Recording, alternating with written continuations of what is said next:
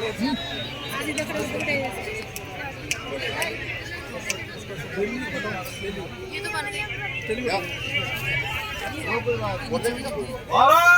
माता की जय। वो थोड़ा सी भारत माता की जय। किस तरीके से ये धरना, कुछ युवा बैठे होंगे और वो धरना मैं दिखा रहा हूँ चल रहा है, पर यहाँ महिलाएं भी बैठी है, युवा भी बैठे हैं, बड़ी संख्या में।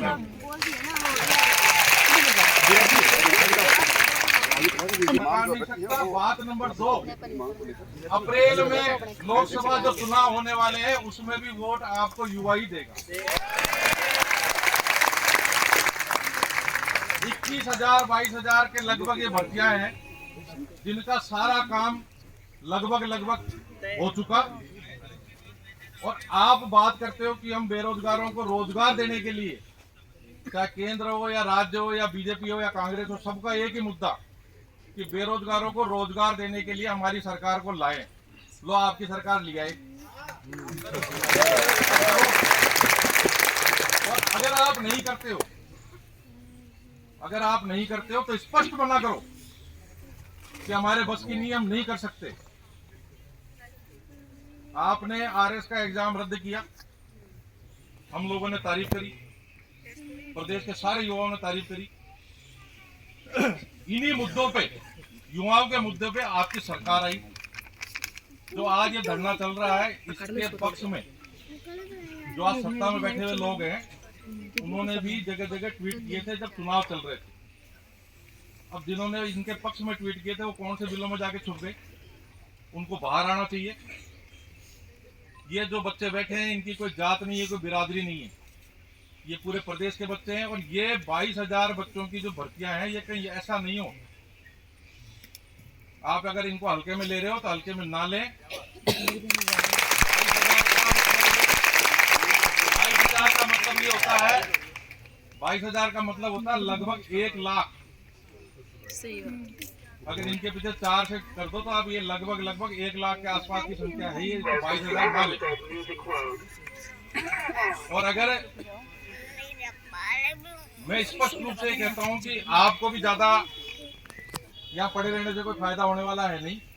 एक अल्टीमेटम दो 48 घंटे का कि या तो ये अपनी बातों को माने, और नहीं कहाँ मुख्यमंत्री जी मिलते हैं या कहाँ वो अधिकारी मिलता है जो बात करना ही पसंद नहीं करता, या कहाँ वो मंत्री मिलता है जिसको इतने बड़ी संख्या में बैठा हुआ यूथ नजर नहीं आ रहा है। मुझे मुख्यमंत्री जी से पूरी आस है, क्योंकि मुख्यमंत्री जी खुद भी एक युवा है और बड़े संवेदनशील प्रभावी मुख्यमंत्री साबित हुए अभी तक। उन्होंने बड़े बड़े डिसीजन मजबूती से लिए हैं। ये डिसीजन लेने का काम नहीं, ये तो डिसीजन पहले हो चुका। इसमें कोई आप एहसान करने वाले नहीं हो बिल्कुल भी। ये तो आपका दायित्व तो वैसे भी बनता है, और ये सारी प्रक्रिया करके, सब प्रक्रियाओं से पूरे होके ये बच्चे यहाँ तक पहुंचे हैं। तो इसमें किसी के एहसान की जरूरत नहीं है। एक निर्धारित समय के अंदर आप लोग बैठ के तय कर लो कि ये एक टाइम दे दो, नहीं तो ये तो इनकी तरफ से तो 12 दिन का और 20 दिन बैठे रहो। एक टाइम दे दो कि साहब इस तारीख तक अगर ये करते हैं तो ठीक है, नहीं मैं सबसे आगे मैं हूँगा, पीछे आप होंगे, जिधर वो मिलते हैं।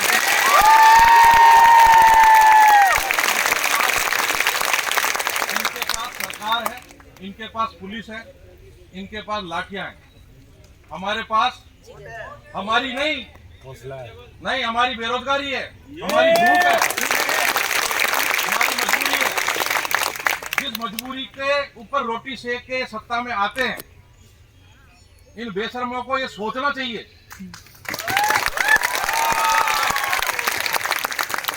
मैं इसमें ज्यादा रोल तो मानता हूं अधिकारियों का, क्योंकि सत्ता जो है वो तो बड़ी संवेदनशील है, इसमें कोई दो राय नहीं है। अधिकारी प्रॉपर तरीके से बातों को ऊपर नहीं पहुंचाते, क्योंकि उनको वो तो खा पी के मोटे पेट करके बैठे हैं। उनके इन बच्चों की तकलीफ क्या मालूम पड़े। अच्छा, इसमें भी कौन सी आप सोने की खान दे रहे हो, 20-20, 30,000 की नौकरियां बांट रहे हो, जिसमें भी इतने नाटक। अगर आप 22,000 बच्चों को जिनका हक बढ़ता है अगर आप सेट नहीं कर सकते, तो मेरा मानना है कि 5 साल में आप जो लाखों लोगों को रोजगार देने की बात कर रहे हो वो बोगस साबित हो जाएगी। मेरा मुख्यमंत्री जी से, सरकार से ये आग्रह है, मैं मेरी बात को ऊपर तक पहुंचाऊंगा भी कि यहीं से श्री गणेश किया जाए। ये बड़े योग्य बच्चे हैं, सारी प्रक्रियाओं से निकले हुए बच्चे हैं, पूरे प्रदेश के बच्चे हैं। लगभग 12-13 तरीके के इसमें वैकेंसी है, 8 उसमें है। आप सबको शामिल करते हुए एक बड़ा अच्छा मैसेज सरकार का जा सकता है। अच्छा, मुझे पक्का मालूम है कि बात उन तक प्रॉपर तरीके से पहुंची नहीं है। अगर बात पहुंचती तो ये 12 दिन की जरूरत नहीं पड़ती। अब हम बात पहुंचाएंगे तरीके से, हाथ जोड़ के, निवेदन करके, क्योंकि हमें नौकरी करनी है। हमें कोई धरना प्रदर्शन का शौक नहीं है, मजबूरी में हम सड़कों पे आए। और हम तो सभी जने हाथ जोड़ के सरकार से ये विनती करते हैं कि आप इनकी सुनवाई करें।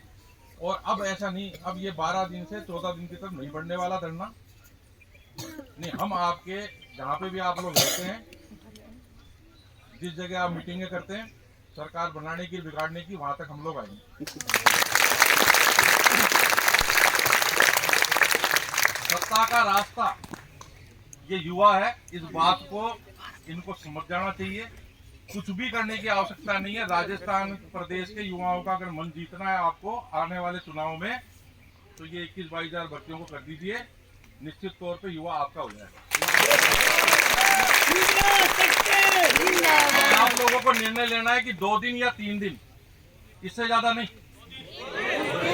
आप लोग अपना निर्णय ऐसे नहीं, जोश में आके नहीं, सब जने बैठ के, सारे जने जो आपके जो अलग अलग डिपार्टमेंट के लोग हैं, एक बार बैठ के तरीके से एक निर्णय लें। और निर्णय लेने के बाद ये जो रास्ता है, ये जिधर नौकरी दिलाने के लिए जाता है उधर हम चलेंगे। और आगे मैं यहाँ नहीं बैठेंगे, क्योंकि यहाँ बैठने का मतलब ये है कि भाई आप धीरे धीरे करके 12 दिन की तरफ तो बढ़ ही चुके, तो इसका 12वां तो आज हो चुका। अब तो हमारे नागौर में कहावत है, या तो बाप दिखानी मोसर कर। हाँ, सही है। दोनों में से एक काम तो करना ही पड़ेगा। तो आप लोग एक निर्णय लीजिए कि अपने को 2 दिन बाद चलना है या 3 दिन बाद चलना, आप मुझे सूचना देना। और बिना कोई झिझक के, क्योंकि हमारे ना तो बीजेपी से लेना देना, ना कांग्रेस से लेना देना, हमारे को तो हमारे युवाओं से लेना देना है। उनके लिए आप लोग, ठीक है?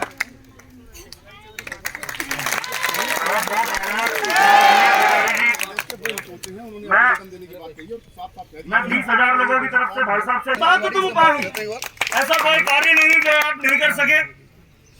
सुनील, देखिए, आप लगातार युवाओं की मांग होने आपने घोषणा किया था वहाँ पे कि हमारी जो तमाम इकाइयां हैं, हमने इनको ये नहीं कहा था कि आप हमारी बात को मानो। हमने तो ये कहा था एग्जाम होने ही नहीं देंगे। जब इनकी मतलब बच्चियां बैठी हैं यहाँ पे, नहीं तो मैं मेरी भाषा में बताता कि इनको जब समझ में आ गई कि एग्जाम तो होंगे नहीं, तो इन्होंने पोस्टपोन कर दी। तो हाल फिलहाल आप पहुंचे हैं युवाओं की आवाज़ उठाने के लिए, पैरामेडिकल जो जितने भी अभ्यर्थी हैं उनकी आवाज़, नियुक्तियों की मांग को लेकर। क्या लगता है कि आप सरकार कहीं ना कहीं मांगे, क्योंकि इनके बाद बिल्कुल सरकार को मानना पड़ेगा। नहीं, विप्र सेना की 723 इकाइयाँ पूरे प्रदेश में है। ये धरना यही नहीं चलेगा, हम यहाँ से अधिकारियों तक नहीं जाएंगे, पूरे प्रदेश में ये आंदोलन चालू होगा। और इनको देना ही चाहिए। ये आंदोलन तो बाद की बात है, राजी देवे ना।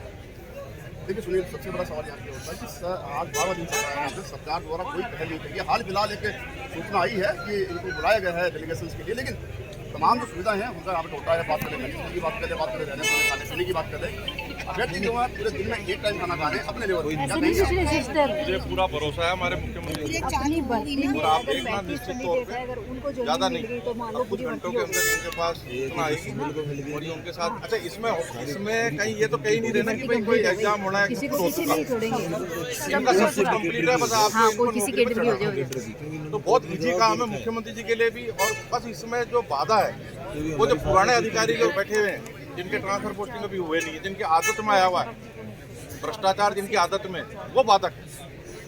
और कोई मुख्यमंत्री जी की आप अगर बिल की बात करो तो मैं कह सकता हूँ ऐसा मुख्यमंत्री प्रदेश को ना तो पहले मिला, आगे की मैं कह नहीं सकता। तो निश्चित तौर पे मुझे तो विश्वास है कि कुछ घंटों बाद इनके पास सूचना आ जाएगी और इनको लेकर मुख्यमंत्री बैठेंगे खुद और इसका समाधान करेंगे। आपका ये जो उम्मीद है वो अच्छी उम्मीद है, लेकिन सबसे बड़ा सवाल यह है कि सरकार के और अधिकारी जो है लगातार ये कह रहे हैं कि जो कैंडिडेट्स क्वालिफाई हुए हैं भर्तियों के लिए, नियुक्तियों के लिए, वो उनमें गड़बड़ डाला है। गड़बड़ डालेगा मतलब फर्जी कुछ कैंडिडेट्स हैं, उनकी वेरिफिकेशन अभी तक उनकी घरों से होकर नहीं आई। तो इसका मेरा तो ये जवाब है कि अशोक स्तंभ के नीचे इन्होंने एग्जाम दिया था। बीजेपी कांग्रेस के भूल के या पंजे पे थोड़ी एग्जाम दिया था। इनका जो एग्जाम हुआ था, जो इन्होंने फीस जमा कराई थी, वो तो एक अशोक स्तंभ जो होता है ना, जो सबका होता है, उसके नीचे एग्जाम दिया। तो इनको क्या लेना देना है? अगर कोई गड़बड़ घोटाला किया भी है तो उन नेताओं ने किया है, उन अधिकारियों ने किया, जाके उनसे बात करो। ये मतलब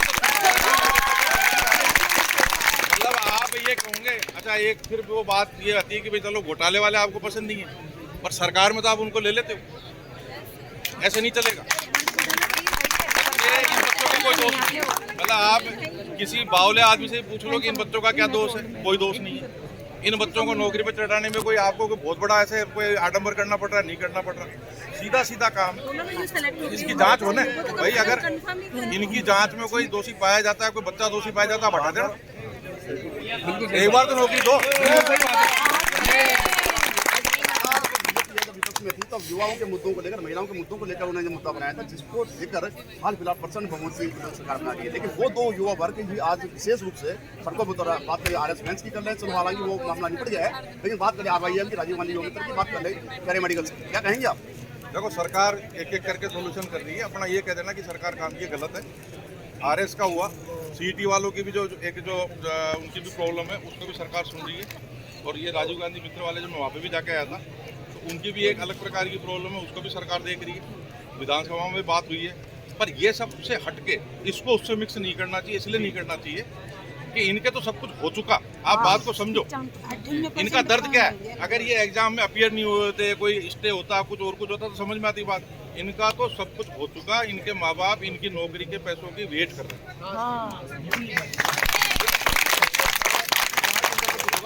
मानते हैं, आपकी बात सहमत है, लेकिन अब RYM की बात कर ले, जैसे कि उन्होंने कहा कि आप मिक्स मत कीजिए, लेकिन वो तो ऑन रोल थे, उनको हटाया गया है जब उनकी भर्ती हो चुकी थी। हाल फिलहाल ये संविदा पे है। भाई देखो, मैं तो उनके भी पक्ष में खड़ा हूँ, उनके बारे में मैं यहाँ कुछ नहीं कहूँगा। मैं तो यहाँ आया हूँ तो मैं यहाँ की बात करता हूँ। ये पूरी एक प्रक्रिया से निकल के आए हुए बच्चे। मतलब मैं तो कह रहा हूँ कि इसको तो तुरंत प्रभाव से हमारे देश के प्रधानमंत्री को भी संज्ञान में लेना चाहिए। घर से लड़के मतलब ये बच्चे वो हैं जो आप सभी चीजों से, प्रक्रियाओं से निकल के आए हैं, और इनका आप फायदा उठाओ ना। आज ये आपको फायदे का चुनाव के रूप में समझो आप इस बात को, कि अब कौन सी एग्जाम होगी, कौन सी प्रक्रिया होगी, जब तक आचार संहिता आ जाएगी। तो इनका तो सब कुछ हो चुका है। एक साथ 22,000 बच्चों को वोटर बनाओ। एक सवाल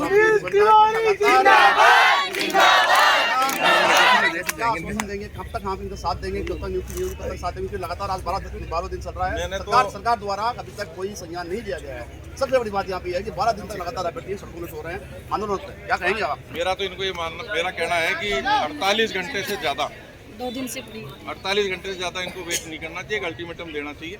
अब जैसे ये बच्ची देखो, आप इसकी स्थिति दिखाओ, आप ये बेहोश लगभग होगी। अब ये क्या मरने के इंतजार कर रहे हैं बच्चों की? यही सवाल आपसे मैं कर रहा था कि अब सुविधाओं का टोटा है यहाँ पे, बावजूद जो ओस की बूंदे हैं रात को इनको रजाइयों में बुरा कर देती हैं, देर तक सुबह देर तक दुपहर निकलती। अभ्यर्थी जो है दिन में एक टाइम खाना खा रहे हैं। क्या संवेदनशील सरकार जो कही जाती है, जैसे आपने कहा अपने भाषण में, क्या लगता है कि सरकार को पहले आ जाना चाहिए था? नहीं, आ जाएगी सरकार। कब तक? अब मैंने कहा ना भाई, अब आप ये मानो कुछ घंटे बाकी, चंद घंटों में कहने